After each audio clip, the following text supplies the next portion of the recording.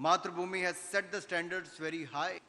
Others must strive to reach those standards and even go beyond them. As a nation, we are at a critical moment in our history. India is like a plane taxiing on the runway in preparation of takeoff. We are poised to take off as a global power with an economy that is the world's fifth largest and the fastest growing in the turbulent times.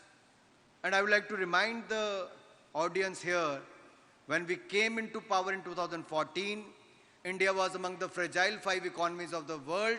Today we are among the first 5 economies of the world. That is how we are progressing.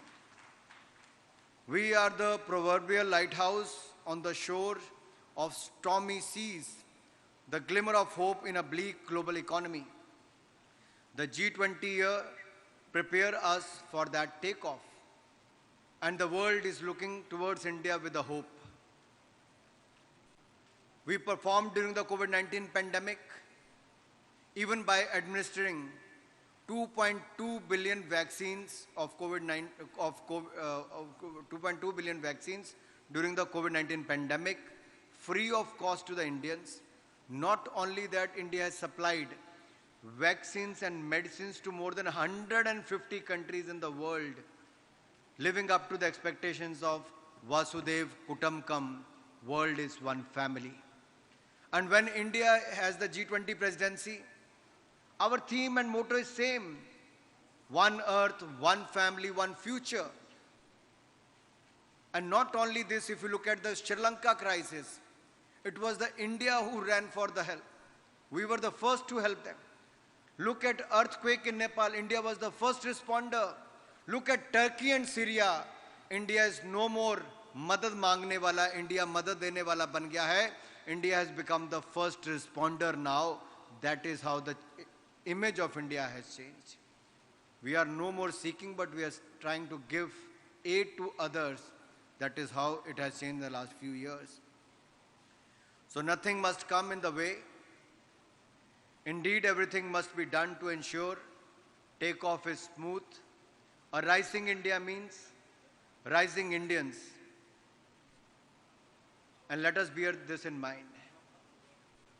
Let us also see what we have achieved in the last 8 years. Because I was looking at the journey of Mathrubhumi as an organization for the last 100 years, how they have gone through ups and downs, how they have adopted the technology, how the younger generation is going to adopt the technology and reach out to larger audiences, not only in this part of the India, but abroad as well. On one hand, technology is helping us to grow, and it is also throwing new challenges in front of us. But if I look at my government, Modi government, I see how technology has brought in transparency and accountability into the system.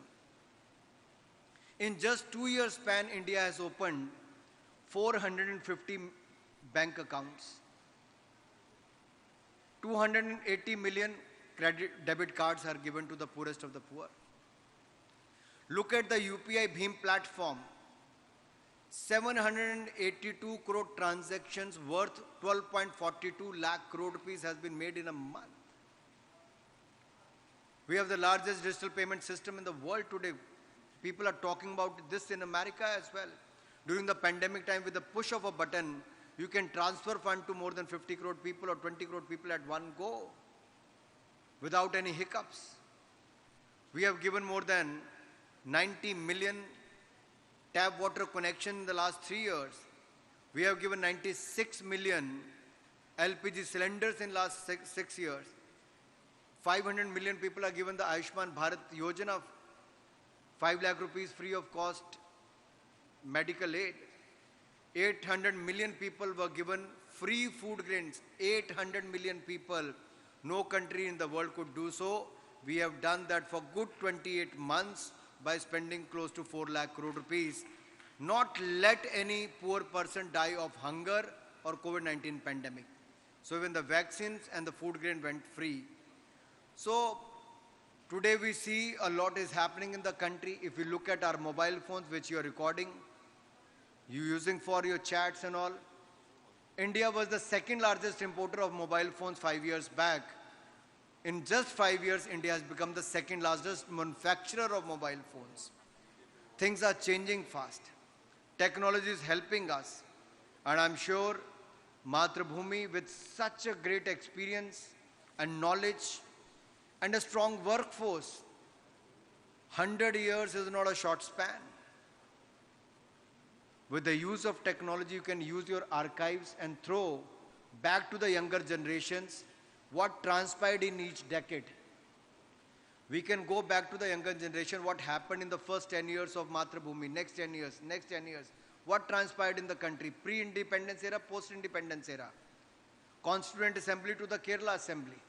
So I think there will be a lot of learning, and I request you, if you could allow